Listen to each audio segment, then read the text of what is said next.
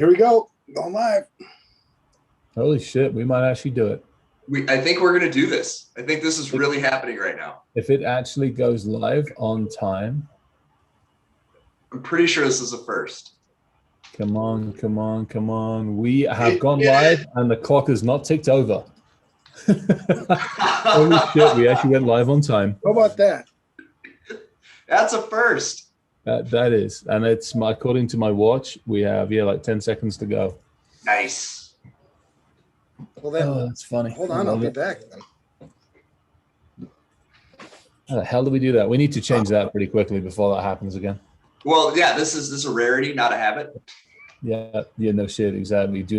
Expectations are not to be set based off of this. This. It's actually closer to a miracle if it's anything. See, not bad. Oh, I like the shirt. Oh yeah, this one I got in Memphis. Actually, yeah, Central Barbecue. They awesome. have I like that. Some great ribs there. Do you remember Jinx Hackware? They did those shirts that looked exactly like that, except they had the they either had the hacker or I'm Not Your Geek, or they had those little the badges there years and years ago. Jared said we can't start yet, so I guess we're waiting for Jared. Oh, we wait. You can't start yet. No, we started for once. We're actually on time. Yeah. So this is a recording. So oh dear.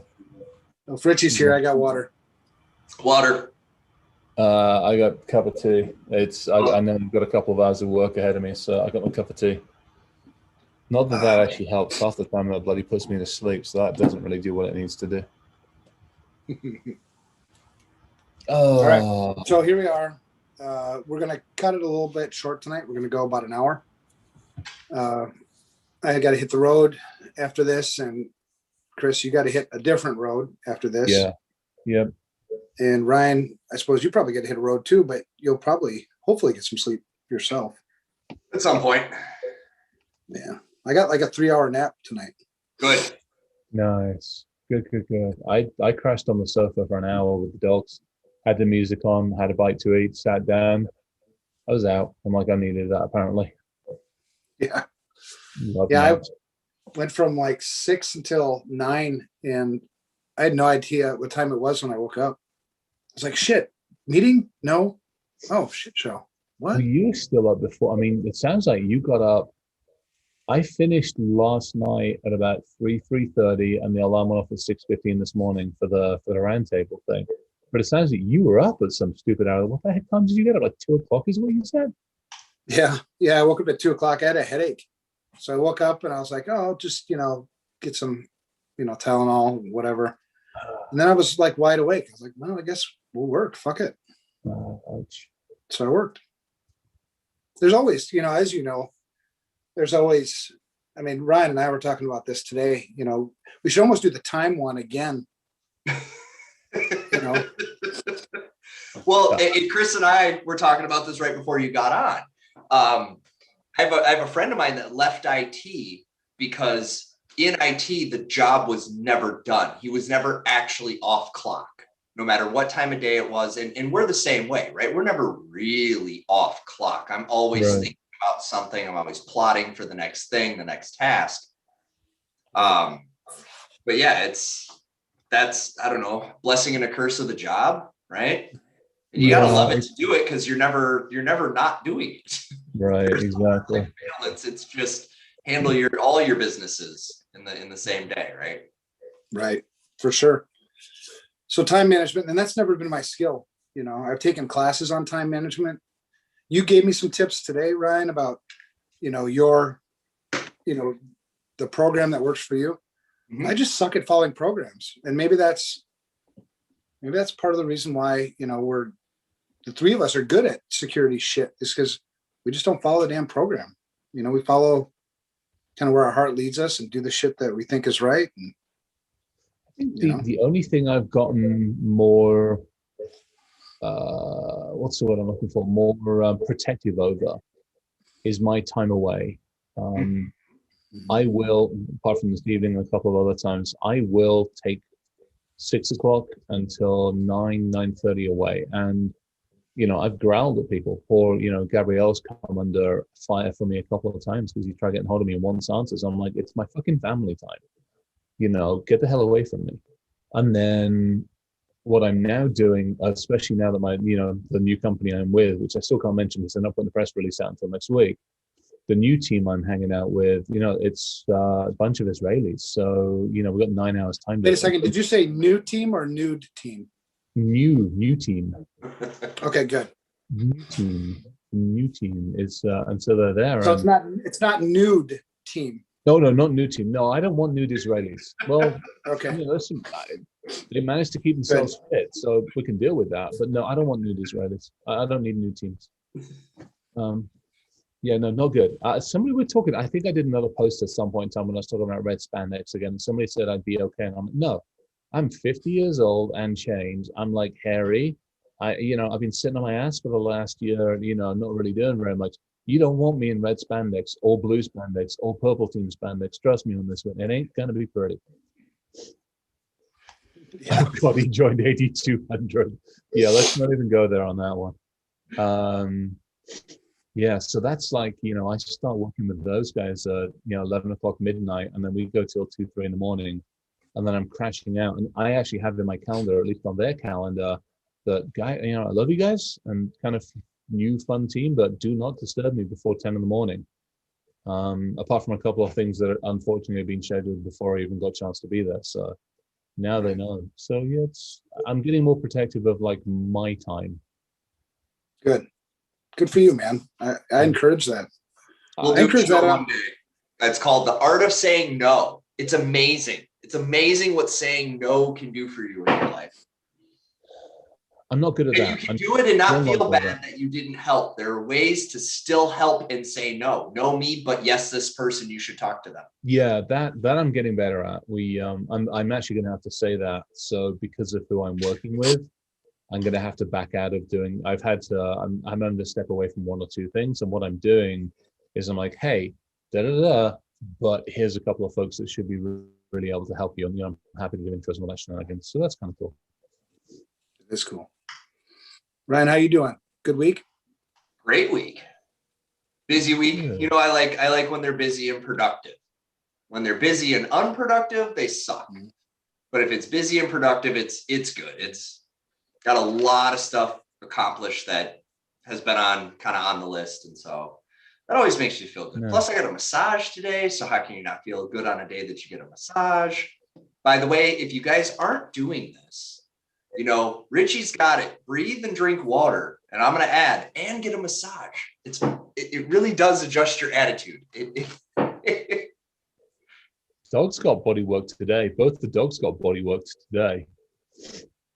There's somebody that Jen has do the horses. They do the body work on the horses. They came out and gave both Milo. Oh, speaking of wolf nuts, new one turns up on Saturday. Oh yeah. The one we got pictures of? When you got pictures of that's actually happening. It looks like it looks like Otis, and he's going to be named Otis. So we have Otis, Milo, and Otis now. Cool. Yeah. You know it. That's awesome, man. First time we've done this, just gone the whole, rather than go the rescue route, we're going the puppy route. So it'll be interesting to see how that works. So what furniture were you looking to replace again? Oh my God, don't even. Well, we're having to extend so the sofa is actually getting an extension in it because there's only just enough room for like family and dogs on it. So the furniture is getting an extension. Yeah, it's going to be interesting. We'll see what happens. That's awesome, man. Congratulations. Thank you. Thank you. Cool. Yeah. I love dogs. I thought I would, and having these ones again, I think that's the other time management thing. We talk about that a lot. It's I am taking time when I'm sitting at my desk to every now and again just say fuck it and just get up and go over, and because he hangs out down here during the day a lot, and I'll just go over and sit down with him and just hug him just for 5 minutes, and the difference that makes, it's well, I think it's being intentional with the time you do spend. right? Yeah. Like whatever time you're spending, whether it's on a project, whether it's on a friend or a spouse or whatever that is, the more intentional you are about it, I think the better value that you and whatever it is or who is gets out of that engagement. Yeah. And I try just like, Evan likes to spend his money on memories. I try to be intentional about where I put my time. Even when I'm wasting time, I try to be intentional about the wasting of it, right? Yeah. So if I'm just going to sit here and watch some documentary and just veg out and go dead brain, I do that in, with intent and purpose. Yeah. Which I'm going to use to segue us to our topic. Oh, we have a topic? Because I'm time manager this evening. So I'm segueing us to our topic. What's our topic? Well, it's technically it's your topic tonight, and it's about tools. It's about tools and certain people who maybe use tools without intention or without purpose, right? They have tools for the sake of having them, and they collect this menagerie of AI and scanners and such. So that was my takeaway. Menagerie. I only wear menagerie. Actually, my wife wears the menagerie before we go to bed. Yeah, it's nice menagerie too. Well, let's put on some menagerie. You should. So I believe that's what we're here to talk about tonight, but it's the shit show. So who knows where this goes? Yeah, and I'll tell you where the topic came from, man. We've taken this from a different angle. We talked about, people pushing shit all the time in our industry, right? The money grab. But there's another side of this. There's people who keep buying this shit. Yeah. There are experts who call themselves experts who keep buying more and more and more shit. They don't know how to use the shit that they're buying. They don't know what problems they're trying to solve with the shit that they have. They might even already have shit that solves the problem that they're trying to solve with new shit. So it's like, what the hell is going on? Do you even know the tools that you have? And so often you find out that people don't know the tools they have. This hit me hard last week when I was watching the open hearing, the Senate Intelligence Committee hearing. And Kevin Mandia, who I respect, I actually have a lot of respect for Kevin Mandia. I'm not going to talk about, I don't want to get in trouble, so I'm not going to go there. But you don't want to talk about interns? We've had government intern issues, and now we have technology intern issues. Right? It's not the intern's fault. It's never the intern's fault. It's the intern. Wait, Evan, that's who's been buying all the tools. I just figured it out. It's not the experts that are buying it. It's all the interns. Is there buying the tools, or is it's a tool that's actually directing the intern? Just want to be clear on this. Horse a piece. Yeah, you think? Yeah. So one of the things that, there was an exchange that happened. Have you guys watched that video yet? The first couple minutes of it. It's on my short list this weekend. If you tee it up to like 1:22, so 1 hour, 22 minutes in, 1:22:08 actually is the time in that video. That's an exchange that happens with Senator Wyden, the Democrat from Oregon. And he had a really good point. A lot of times you'll listen to some of these, and the reason why this is really important is because there's going to be new policy that comes out of this shit, right? You don't expect, the whole solar winds and everything else to just go by the wayside. There's going to be new policy for sure. And that was part of this hearing. So at 1:22:08, Senator Wyden poses a question to each of the four panelists. So on the panel, you've got Kevin Mandia, you've got the CEO of SolarWinds, you've got Brad Smith, the president of Microsoft, and you've got George Kurtz, president and CEO of CrowdStrike, Chris's favorite company.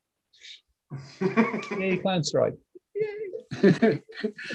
So he poses a question, right? He's like, so first of all, Orion, in this case, it didn't need internet connectivity to function, right? He validates that. Yeah. The CEO of SolarWinds says, yes, that's correct. You don't need that. He's like, well, in talking to the IRS, they didn't get hit with this. And because they had this system, Orion wasn't permitted to connect to the internet. So then he went down this path. He says, if you had a properly configured firewall, ingress, egress, only permitting the traffic that you need, so almost zero trust, right? A default deny, would that have mitigated this particular attack? Yes or no? That was the question. Yeah. Mandia was up first. Mandia says, it depends. Now, first of all, that pissed me off because you need to learn how to follow instructions. Right. The question was yes or no, Yes or right? no, It wasn't yes, no, it depends, and then give me some sales pitch, right? So yes, no, he says it depends. He said, last year, Susie, FireEye did 600 red teams, and a firewall never stopped us. Yeah.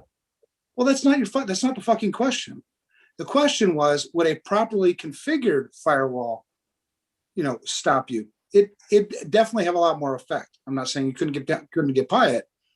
So what's a properly configured firewall? He wasn't talking about a properly configured firewall, right? A properly configured firewall, the tool that you already have, the tool that we've had in our arsenal forever, if it would have been configured correctly, it would have mitigated this particular attack. You would have had to gone through a different vector. It wouldn't have worked because you need to have that command and control. Totally. So I don't need another fucking tool to stop this world's most sophisticated attack. Right. What I needed was a tool that I used correctly, a master in his craft. Now, I used to be a network guy. That's where I grew up. I grew up a Cisco guy. I love networks. I love networks, right? My shit was configured correctly. I took pride in my shit. My PIX firewall was fucking awesome. Yeah. And so that led me down this path of like, I don't want to buy more shit and stop trying to push more shit. So then it comes back around and Kevin Mandia says, well, in theory, a properly configured firewall would have mitigated this. However, it's not practical because it's operationally cumbersome. Oh, fuck's sake. Yeah. Yeah. So I hear operationally cumbersome. You know what I hear when I hear operationally cumbersome? Data breach waiting to happen. No, I hear that you're a lazy fuck. Right. You get paid to configure shit correctly. Take some pride in your work. And I know it's not easy. I'm tired. It's not supposed to be easy. No, that's why you get paid. Yeah. Right. And that irks me too, because this idea that, it's hard work. No shit. That's why your work has value. If it was easy, you wouldn't make what you make. Well, and the other thing is, so perfect example, and this is one of those things that, again, pisses me off. If you think of the firewall as a literal physical wall, go back to the Jericho walls, go back to the Hadrian's wall and all the other stuff. If you have everybody on that wall sitting there looking out, everybody's sitting there going, I got this port, everybody's sitting there with their fucking goggles looking out. You're not doing a damn thing about everything that's already inside, getting the hell out of there. This is the one thing that, again, I'm like Evan. I came in through client server, networks, the whole lot. We didn't just work out what the shit was coming into the damn system. We wanted to know what was heading out of it at the same time. Maybe we got to go back to the metered model. Remember why we did that, gentlemen? We did that because of performance. We did that because every packet mattered. Every packet counted. Every packet mattered. I remember counting CPU cycles trying to figure out which process had a memory leak. It's okay. So I was on, speaking of memory leaks. Okay, this is the same kind of thing that pisses me off.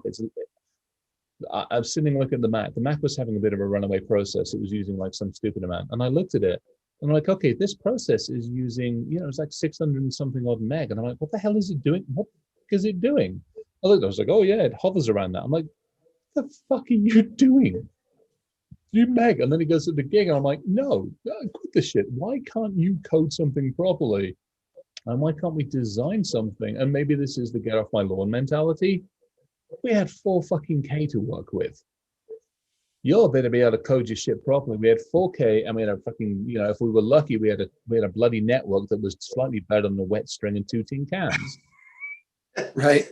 But I think that's part of it. I think when we got more horsepower, this goes back to what I said at the beginning about intention. We became less intentional about the software we built. And therein lies the moment that we made the minor compromise that has led us to this mountain we're at now, because we stopped being so rigid. Oh, I don't need to worry about memory allocation. I've handed that off to the object handler. It's dealing with. Well, what memory did it allocate? Well, I don't fucking know. It allocated the memory it needed. And so as we began to progress through that, and same thing with our network configs. Well, what's it need? Well, it's got all kinds of random high number ports. Well, do you know what they are? No. Well, why don't we just give it a broad rule then? You know, but it's those micro compromises. Evan talks about this all the time. These micro compromises that at the time are seemingly insignificant, that then compound over time and turn into what we've got. You know, we've talked about the complexity aspect. We've talked about, you know, and then people introduce these tools to try to solve these complexities, but all they're doing is reintroducing new complexities. Mm-hmm. Right? They're adding layers so if I on top. So if I can't even figure out how to fucking operate a firewall correctly, right? Because there's a reason why you've got inbound and outbound rules. What about the other tools that I keep piling on? I'm not using those correctly either, probably, because it's operationally cumbersome. Fuck your operationally cumbersome, right? So, I understand too that the predicament you're in as the IT person or the network person, you got the business, right? Demand, demand, demand. I need more of this. I need more of that. I need more of this. I need more of that. Hold up. I can't even figure out what the fuck we have right now. Stop telling me to do more shit. Yeah. You know, well, take your fucking time. And so here's another thing that I thought was an interesting quote from Senator Wyden. He says, yeah, it just seems to me what I'm asking about is network security 101. Yeah. Right. But here we got on who's representing the security group, right? The security. These guys who, instead of saying, yeah, you're fucking right, we need to configure this shit right. Instead, what they're saying is, well, it depends. It depends. Buy some more shit. You need some endpoint. You need some whatever. Fuck no. I don't need endpoint that I can't configure either. You know what I mean? Oh, shit. Well, so it's just this duplicity, right? So recently I ran into a situation where a tool had been implemented and an entire feature set had not been activated, yet we were evaluating another vendor who offered said feature. Well, wait a second, you're already paying for that. You have that now today. You already bought and paid for it. You're not using it. Why are we looking at another solution? And the answer was what the answer always is. I picked up the phone and he was a good sales guy. And so I took the demo. But because they work with me, they know the golden rule. I don't give a shit what they're selling until I look at it with you together. And we talk about the value, the impact, the intent. What does this do for us? Are we going to really be able to manage this? Or are we just adding it to the stack? You know, I was able to intervene and keep them from making a bad decision. But here's the kicker of that story. They did not know they had that capability in their wheelhouse already today. They did not know the tool well enough to even know that that screen with that button that says activate gave them. Well, you know what? It sucks that attackers know your network better than you do. Yeah. Always. And back when I was, more tactical, doing more of that shit, fuck no. Nobody knows this network better than me. This is my network. I own this. And I think we've missed this sense of ownership too. And again, I understand how the business just keeps driving. And hopefully they're not listening to shit like this Senate hearing where it's like, oh, well, it depends. Okay. So I'm going to accept half-assed. I'm not going to strive for excellence, in the shit that I'm running. I mean, it's we're going down the shitty path. And well, now in fair defense of those poor IT guys, because we've all been those guys in our life, right? When the outsource model hit, a lot of that knowledge vaporized into high turn resources. And is the NSD up to date? I think so. Here's the copy I've got. We can't ignore that. We can't ignore the outsourcing aspect of this being a step removed, because that creates a culture of they're not even on my team. They're this other company and they're doing it right. I think, I hope, I don't know, because I pay them to do that. Yeah. And I think a lot of this, because there was that huge surge in the mid 2000s to outsource, go to cloud. You had that big movement away from that internal in-house infrastructure. You had that movement away from guys like yourself, Evan, who had sat in those chairs, who had built it, nurtured it, knew it. And when you told that guy that you were replacing him with a resource in another country for a third of the cost, he wasn't so inclined to give you a knowledge download of what all the little traps were, what all the little exceptions were. Oh yeah, this one job's got to run every 6 months to reconfigure this table because it's cacking out because there's too many records and you got to do a reconfigure on it. And that job happened to be tied to my personal login, which you have now disabled because I don't work at the company. And it's all that little shit that then compounds and compounds. And we've talked about this before too, doing shit just for the sake of doing it. Well, we've always done it this way. Yeah. Right. Or that's got to be that way. We got to buy this tool to work with this system to accommodate this integration that if we actually took time to talk to the business, we'd find out stopped being valid 25 years ago. Right. You also hit the nail on the head, and we're running into it. We have an instance of Dave inside an organization, and working them through it, integrating it, getting it sorted out, all that stuff. And then part of it is all of the event log monitoring side of the world, which is handled by Perch. Within Perch, we can monitor who's logged in, when they've logged in, and there's some features they wanted. I'm like, okay, there's an easy. You just go in, you do this, and great, and it's done. Dozen of them should be logging into the thing. Over the last several weeks, 3 or 4 of them are logged in. That's it. And then only 3 or 4 of them have actually voted. I'm like, guys, you have this tool, you have the capability, you have the ability to see this.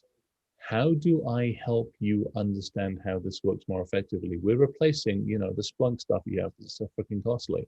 We're replacing this. We're helping you with this. How do we more effectively get you to join in? We can run training, we can do this, but if you can't meet me halfway, if you can't or won't or aren't able to step up and actually take some of the responsibility, then this isn't going to be any better than the tools you already have. By the way, most of which aren't working effectively, none of which you pay attention to, and all of them we can pretty much replace with what we're doing. So what's it going to be, guys? It definitely has to be a two-way thing. It's very much people are going to actually be willing to step up and take some ownership and take some responsibility and accountability. Back to the thing that you two guys say, we've always got to be a little bit more accountable for certain things. And I think that's also gone by the wayside as well, very much so. Again, Evan, when I hear you talk about your network, you're not talking about the company's network. You're not talking about, I installed a network. You had blood, sweat, and tears into it. It was yours. You cared. Right. And I feel like in a lot of cases that's gone away. Well, and right. And it's the same thing where I'm at now. I mean, I configure networks a little bit, monkeying around now, but everything I do is mine. Yeah. The words I put out, the discussions I have to own. If I offended somebody, if I used words that pissed somebody off, those are my words. You got to own that shit.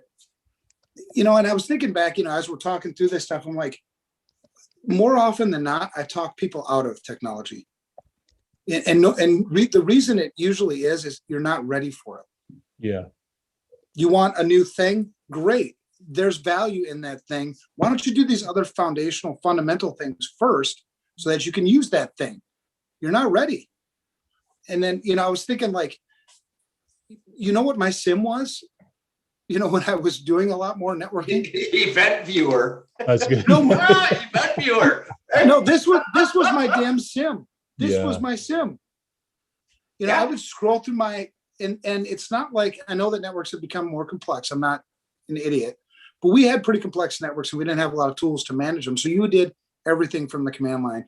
You knew this thing intimately. My firewall config was, on a PIX firewall, it was a few thousand lines. Yeah. That's a pretty complex config on a PIX firewall. And I would go through the logs, the syslogs, scrolling with my mouse. And I would look for patterns. I would know the baseline based on the patterns of the text on the screen.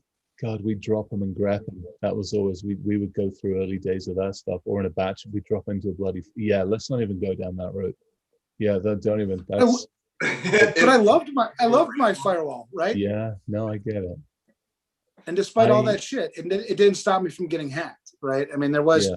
Well, you know, well, and we had hold a on, 'cause ADD here. projection and- I just had an interesting thought. So a recent dilemma that we've started to run into is SaaS services that use cloud services. Ooh. What am I really talking to? Wait, because here's what I got asked. Hey, Ryan, we see these records, but they don't exist anymore. And I'm like, oh, let me introduce you to the concept of elasticity. That server existed for the moment it needed to, and then when it didn't need to exist anymore, it went bye-bye. Yeah. And therefore is no longer responding at that address, right? And we're trying to figure out this AWS traffic because they also heard something else I said, which is bad guys use the cloud. Yeah. So just because it's cloud traffic doesn't make it good traffic. Right. But trying to actually solve for that, trying to reverse back those records to a system of record that no longer exists. I think that's part of the problem is we've got to a point of complexity where some of the tools that we have are starting to reach a point where their efficacy is not what it once was. Right. So go back to, if you don't understand how elasticity works, then don't fucking use it. But pause. I, as the customer, bought a software as a service tool that I understand. That's another side, right? I'm talking the software company, the person. Right. I'm talking who's responsible. Right. The software company will be responsible for that shit that you're using on the back end. Right. Correct. As the customer, I don't know, and I won't have that visibility. The same thing with like SolarWinds. I don't know your software development lifecycle. I don't know all that shit that goes into it. I don't hold them accountable. I hold SolarWinds accountable. The people, who are using Orion. Well, and even SolarWinds, like, you didn't have any guidance. Did you have guidance that actually said you don't need internet connectivity for Orion? This is the secure way to deploy Orion. Rather than just plug that shit in. Oh, look, it works. My graphs are all filling in. It looks good. Oh, wait, I need to enable, I need to whitelist, all What's the this alerts. telnet I got to turn on? You want me to turn on telnet and open up FTP? Okay. Right. Hey, it works. It looks good. Yeah. It's God. Here's the other thing, and we touched on it a little bit, and part of the reason for me going to cause chaos and mayhem, where I'm now going to cause some chaos and mayhem, is to simplify things, and not just simplify them at the tool and tech level, but to take that entire strata of shit that everybody's trying to sell. I'm actually going to try and put it into one slide. I used to have a good slide. I'm going to do it again. But take that entire strata of shit that everybody's trying to sell and put it into a single system, something where it is effective, something where it has been simplified is the wrong way of putting it, made more effective for everybody to be able to read, something where you can navigate around it easier, something where I don't have to have a fucking PhD and advanced UI UX and mechanics to be able to actually know what the hell I'm looking at. And so I think that's a big draw for me on any of this stuff. Is we've got I was talking to somebody today or yesterday about it, and they're saying there's 5,500 vendors out there in our security space globally. I don't know if that's high or low. I've heard everything from a few thousand up to 7,000 or 8,000. No matter what the fucking number is, it's a stupid amount of vendors. We have to do a lot more effective consolidation inside our own industry. Because again, what happens is I come knocking on Evan's door. I'm like, hey, I got a new firewall for you. Great. And then, Ryan turns up and goes, hey, I got IDS IPS for you. Then, Tim turns up and goes, hey, I got this really cool DLP for you. And, Rachel turns up and goes, hey, I've got deception for you. And somebody else, and you have this line of people. And by the way, now you got a SIM. And then, by the way, you need the recruiter to find the people to look after and manage it all for you. And you might as well go. AI. And so you've got this entire, we went from you with your bloody firewall being able to read the damn logs to a line of people out of the door who are not only going to have to give you the new toys that some of them you're mandated by an audit system that says you have to have something that does this.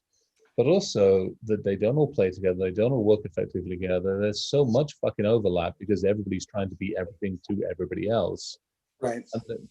Yeah. You know, I wonder. And the fact of the matter is, man, I get paid to be an expert. Yeah. You're not paid to be wrong. I get paid pretty well. So, and a lot of times I'll tell you shit that you don't want to hear, but I get paid for it. That I'm sorry, that's the truth. Mm-hmm. Right. And when you look at, I was just sitting here as you were talking, you talked about simplification. I think over my career, I've made millions of dollars doing that. Yeah. Simplify shit. Yep. Do you understand how this works? No. How the fuck are you going to think about it? Use logic, use reason. Will you be able to secure this if you don't even know how it works? Yeah. Well, and that makes me ponder this idea. What if we had a firewall manufacturer that out of the box, it was deny all by default, and every piece of traffic that hit it, a prompt came up that said, do you know what this is? And if you say yes, you're allowed to go to the next one that says, do you know what it does?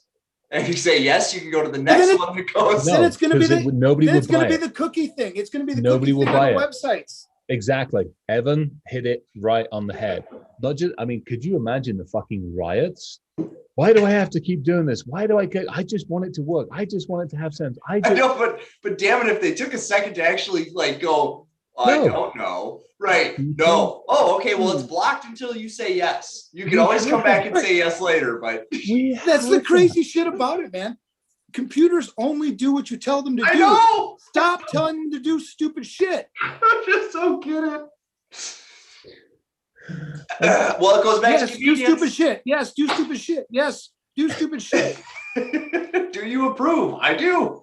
Absolutely. I don't know what the fuck I just approved, but I'm approving it because it sounds good. You know, this web page needs administrative access. Approved. No shit.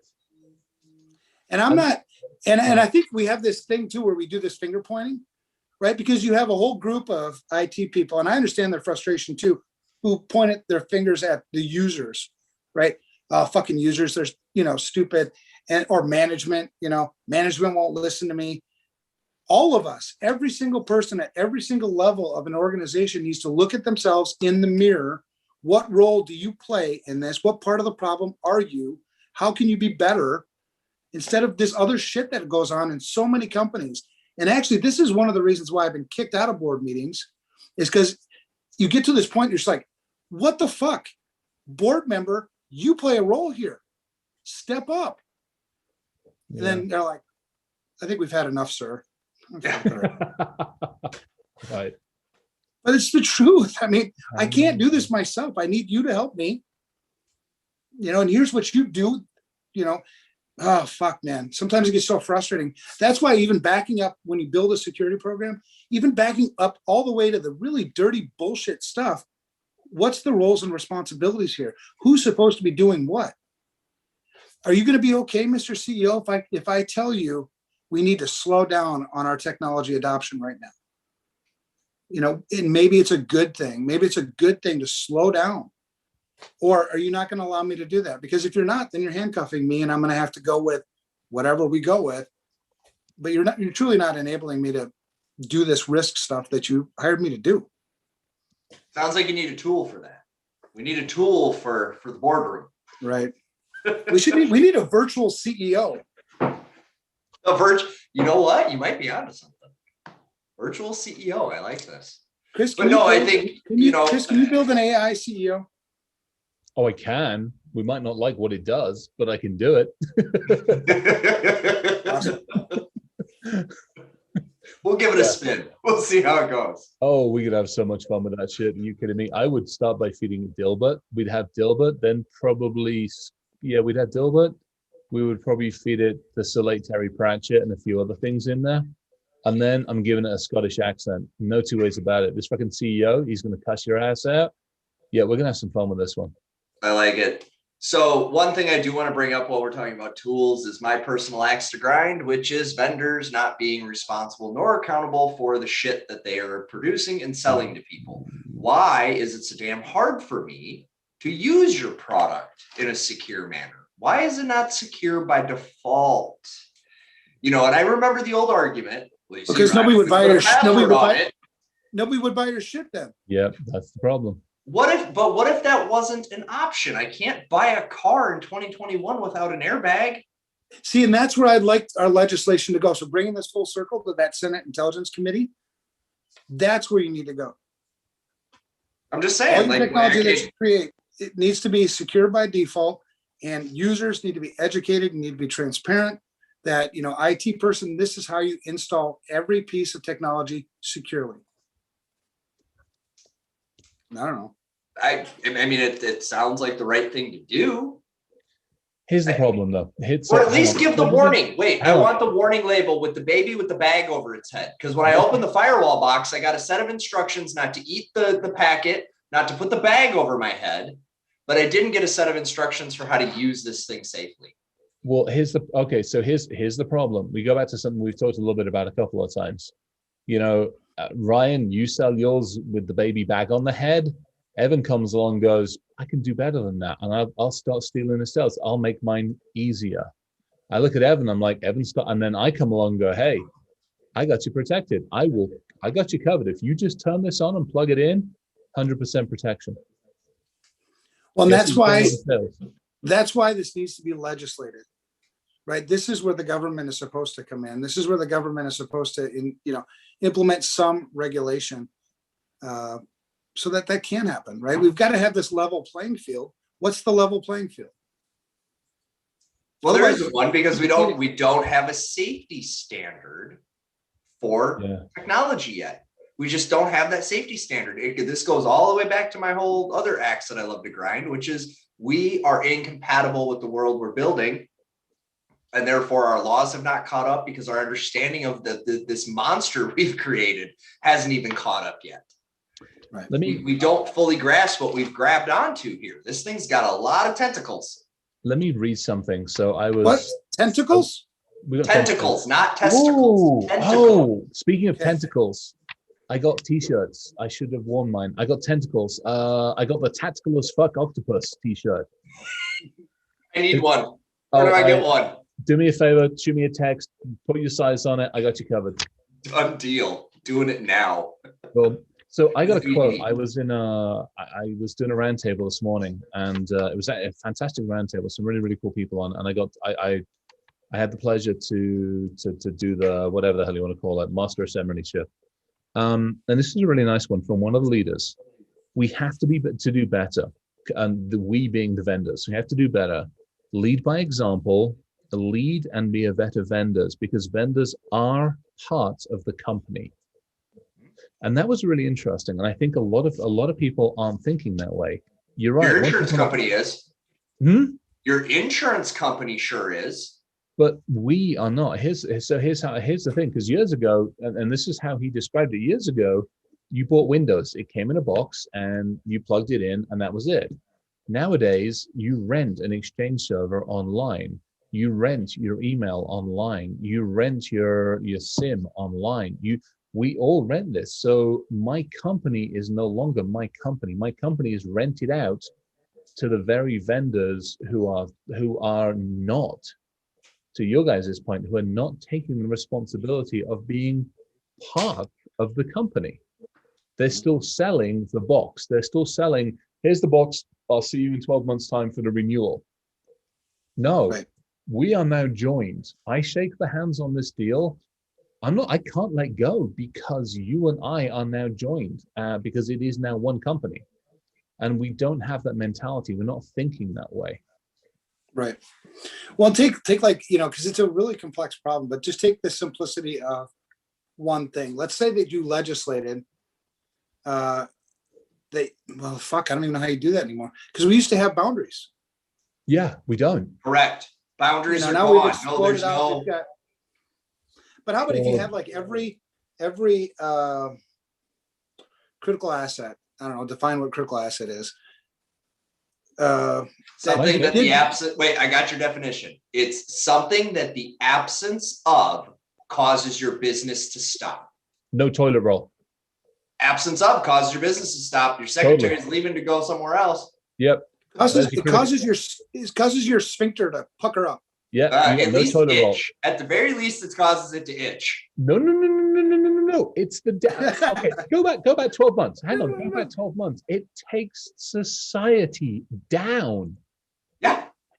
12 months ago, we were fucking fighting. People were dying, getting shot over toilet roll. You want to talk about critical asset? Toilet roll. So there's your critical asset. Well, because the absence of causes things to come to a halt. Lots of things. But no, so now, Evan, you bring up an interesting point, though. I don't own the critical asset. I only own the intellectual property encapsulated within the packet. I don't own the asset. I don't own the service. Because I just got done reading a bunch of EULAs for something, a project I'm working on for my wife. I don't own fuck all except that IP at the moment of traversal, which without proper data provenance tracking and metadata tracking on that data. But you make it. But I think that's more complicated than it needs to be. Somebody owns everything. You know, I mean, so you have to break it down. Who owns what, and then hold them accountable for the things that they own, right? And so it can, because I think we've been fooled in thinking that we just need more shit. We need more shit. We need more shit. We need more shit. And we've exploded so much into so much complexity now that, I think many people are just giving up. Fuck it. I'm just going to secure my own little piece of the world, or try to, not even understanding what the fuck security is. Well, to your point, what am I securing? What am I? Okay, so I go out. Can I secure? What can I secure? I can only secure a Microsoft cloud service to a certain point, at which point I have to trust, per the shared responsibility matrix, that they're doing their piece. And then when they come and tell me that their source code got accessed, and we're so sorry for you, but see our EULA where we don't have any hook, there's no skin here. So you depend on us to keep your business running, but when the shit hits the fan, I'm going to refer you back to that legal agreement where you waive those rights. Yeah, but that's the reality of what we're living in. And what trumps those rights are laws. Right. And currently there is an absence of quality regulation and legislation that allows us to safely navigate this monster of a digital world we're creating, ad hoc Jackson Pollock style. Okay, so when you say we're creating, who created? We, the collective, have created. There was somebody at some point that said, it'd really neat if my calculator did this. And then another guy said, I think I can make that happen. And are you going to give me money for it? And they said, yeah. So one of my favorite legal Latin things is cui bono. Cui bono. Who profits? Who profits? So when you look at this whole cluster of fuckingness, who profits? Well, lots of people. So if I'm gonna go back to the early days because it's easier to explain. But why is IBM what it is? Because at one point IBM figured out how to do a manual task slightly faster. And somebody saw value in that and said, I'd like me one of them card punch machines because I'd like to process my information a little quicker. That's where this all started. And even the most complex system today is still rooted in that same concept. You're doing something for me within my business that frees me up to do something else. Can you imagine if we tried to run our company today without email? We'd have to employ a full-time calligrapher to sit and draft, right? So go back. Yeah. So go back to who profits though. So in that example, two businesses profit in that example. IBM profits by the sale of the tech, and the business that takes advantage of it profits because they are more efficient. See, I would argue against the second. Okay. I agree that IBM profited. And maybe at that early stage, right, that company felt like they profited. But you started going down this path. You talk about getting off the path. You started going down this path of convenience, of shortcutting, of, wow, that's really cool. I can do twice the amount of work and maybe save some time and, whatever. And then it just kept going and going and going. So now you've got multi-billion dollar companies that they got you by the balls now.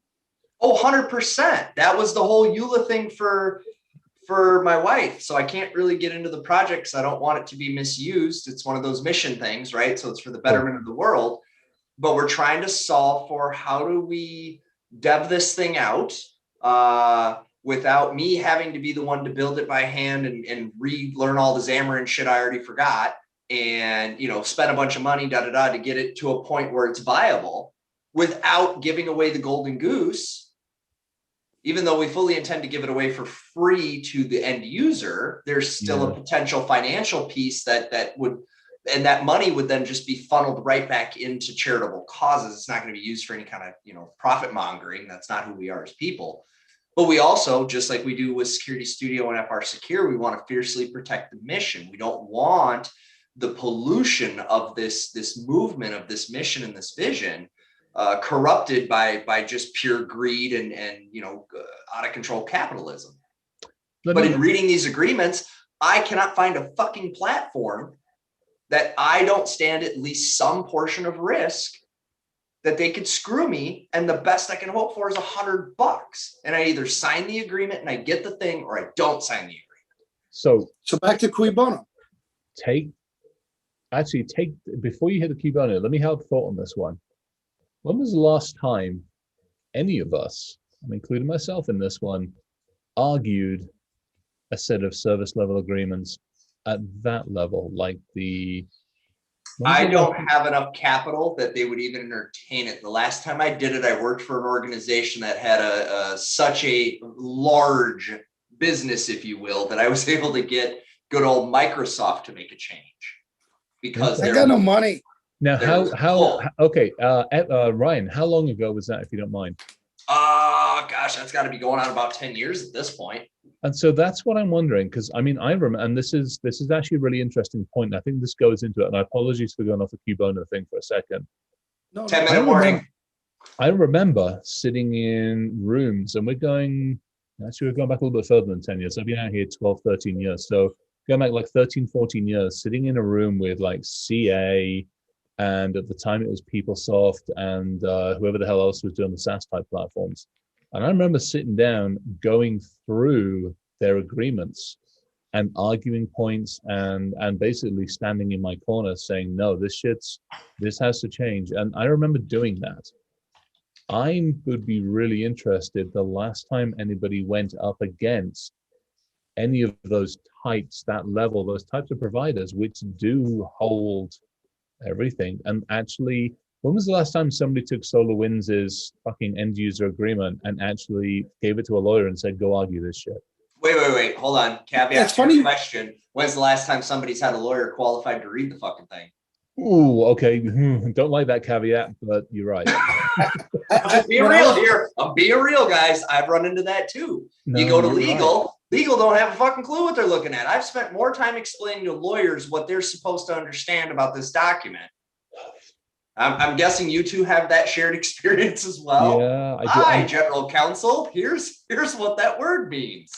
I've been fortunate. We had one good one inside Al that just went into private. But yeah, when was the last time we did that? What were you saying, F? When I was a CISO at a company a while back, we actually had a lawyer who tried to redline a Microsoft end user license agreement. What happened? Actually, what happened? Microsoft just did this and said, go use fucking Linux or something? And that's exactly. And so that, and honestly, so back to but that's part of the cui bono too. That's part of it. You can't fight back. No, you look. These are the way that it's almost kind of like my marriage, right? There are some rules for engagement, and if I try to step outside of those, we're not doing this anymore. Microsoft, because they know they have you. Their whole proposition has always been, you don't own it. We always own it, but you can use it under this really explicit and limited set of circumstances. And if you don't like it, it's totally cool. Bye. And that's all. And that's always been the case. That's the first EULA I ever read like that. This is mine, not yours. I'm not giving you rights to my IP. I'm giving you the rights to run this code. And you know, I mean, I actually read one. I'll send it to you guys at some point. I read one. There's a company I won't mention here, but their EULA wrote out of Finland, and it obliges them to not be shitty. It's amazing. It's fascinating. Wow. They can't actually impose upon you the things you see in US-based EULAs. Tim just had a good one. Yeah, spam filtering company wanted to hold them accountable for damages to the system due to receiving malicious emails. I'm like, what the fuck? Squirrel, did you all hear that a large group of large insurance carriers have now decided MFA or no pay? But yeah, that's led by Marsh. MFA or no pay? Oh, wow. I couldn't be more excited about that, by the way. Oh, wow. That's okay. And we are at 5 minutes, so respecting time. All right. But okay, so let's go down the MFA. Let's go down that fucking rabbit hole. Who's MFA? I got 20 to choose from. Which one do I choose? I got to take in the ground for 2 of them. Who do you choose? And again, I go back to my right now, their position is any. But remember, their position was previously $30 million of coverage for 20 cents a premium. Oh, yeah, totally. So their current position is any MFA. I have a feeling 2 cycles from now, they'll come back a little bit more. I mean, that's it. I'm going to start up a fucking MFA company and I'll charge 20 cents per endpoint. It'll be MFA light. It'll do. They don't, I haven't seen yet any specific coverage statements for anybody that would be affected, but I have seen a trend, and I did just go through one with a client this week where they said in no uncertain terms, first and foremost, we are doubling your premium, and this is why. And it had nothing to do with their position. It had to do with literally their opener was, we as an insurance company have been really taking it in the shorts and we're not going to do it anymore. And so your premium's going up. But the next thing it said was, if you implement MFA before binding, we will reevaluate your premiums, most likely resulting in a reduction. Yeah. Ours has been going up steadily. I mean, the first time we got the insurance and stuff was like 3.5, and I think now we're at like 4.5, 5. And again, we're still doing everything we need to. Yeah, it's interesting. It's interesting. I don't feel like we've. All right, we got to wrap it up. I know. We need a Mark II of this. I feel like we need a Mark II of this because tools. Yeah, I think so too. And if whose is it next week? One of your guys is, I think it's me. Okay. Yeah, if you want to pick up this conversation again on tool. I think we could. I think there's more to unpack here. And let's be honest, guys, I figured out our formula. The first half of the show, we build up. About halfway in, we really hit our stride. so we're just now hitting the apex. So I do think we should just pick this up on the next episode and continue it through. I think we still have a lot to unpack. I think there's a lot of really great stuff. In closing, I want to say this. I want to say in closing that I really appreciate both of you, and my personal ask to you as a friend in front of all these people is, Chris, you try to get a little more you time and a little more sleep. Yeah. And Evan, no worky. That's my ask for you. No working next week. I'm sorry, we're having connectivity problems. I'll call your wife. I can't hear that. I'll call your wife. I heard something about working. You wanted me to do some work? No, I did not. None. Zero. Zilch. Okay. Because I love you guys and I want you to stay healthy and sharp. You have to call me. I can have him followed. I can pull. If you wouldn't mind, maybe just brick his data line. I was just going to have him follow with a Stingray. We'll just basically have a van behind him with a fucking Stingray that just basically blanks out like a square mile around him. So he just gets nothing. He's fucked. It's just it is what it is. I'll tweet a bunch of pictures of the rally, man. You won't be able to tweet shit. We're just going to disable your phone. Yeah. It'll be a tit for tat thing. I'll figure it out. Fuck that. That is the problem. We have the ability to escalate this to all sorts of stuff. And then the three of us are standing before the judge going, "You see, Your Honor, it all started with funds and games." Right? Yeah. And then I'll just say, "Cui bono." And then just yell it. I'll be out of there. Now. Oh, love it. Love you guys. You're awesome. So seriously, I love you guys. Next Thursday, I will be taking this from Daytona. I will be doing the show. Awesome. Because this is therapy for me. All right. I don't need to disconnect from tech. What I need to disconnect from is the grind of the meetings and all the other shit that comes. The tech isn't a problem for me. I mean, I disconnect at night and all that.